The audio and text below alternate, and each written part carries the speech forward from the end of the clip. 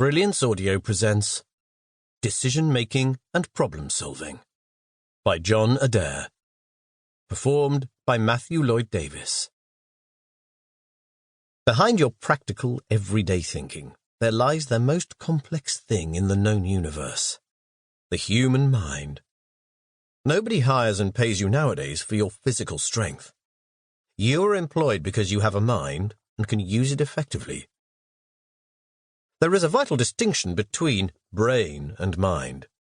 Take a computer as an analogy. Your brain is what you see if you open up the back of the computer, all those chips and circuits. Whereas the mind is what appears dynamically on the screen. In this book, we are focusing on the mind, for that is accessible to us without peering into the skull.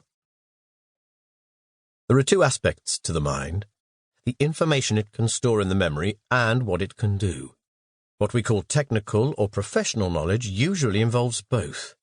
You not only need knowledge about a subject, but you also need to be able to apply it in a variety of unforeseen situations.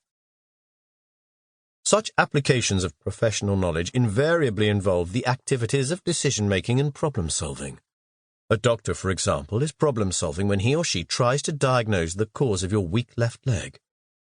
Indeed, decision-making and problem-solving are so bound up with particular kinds of information or knowledge, areas of professional competence, that we find it hard to think of them in the abstract.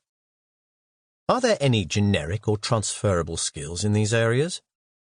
Yes, I believe there are. The characteristic function of the mind is to think. So let's leave on one side for the moment the memory or database function of the mind and concentrate on its primary role as a thinking tool. What is the nature of thinking?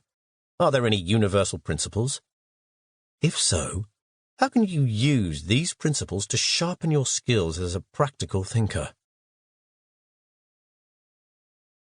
Is your brain working now?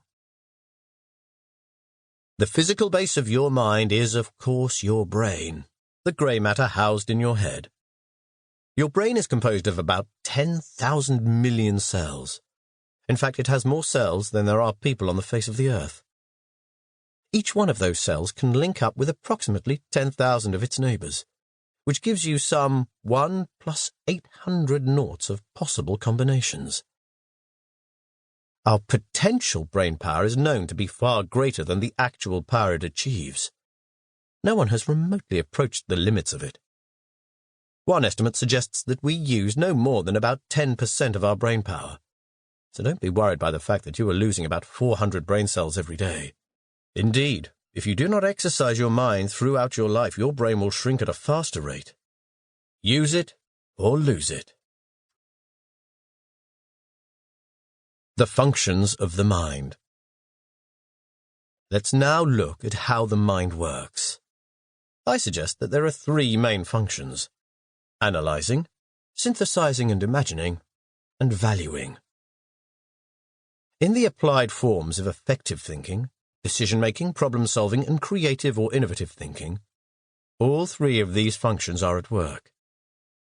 It is their underlying health that largely determines the quality of your thought. Few people have them in harmonious balance. Most of us are better at one rather than the other two. Our differing mental strengths are a powerful reason why we need each other.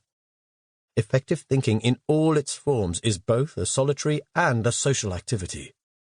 You should always see yourself alternately as thinking alone, for yourself, and as thinking with others, either face-to-face or, as in this case, by reading or some other method of communication. Still, it is a good idea to seek to develop your skills in the weaker areas, like a person building up muscles in a limb through exercise.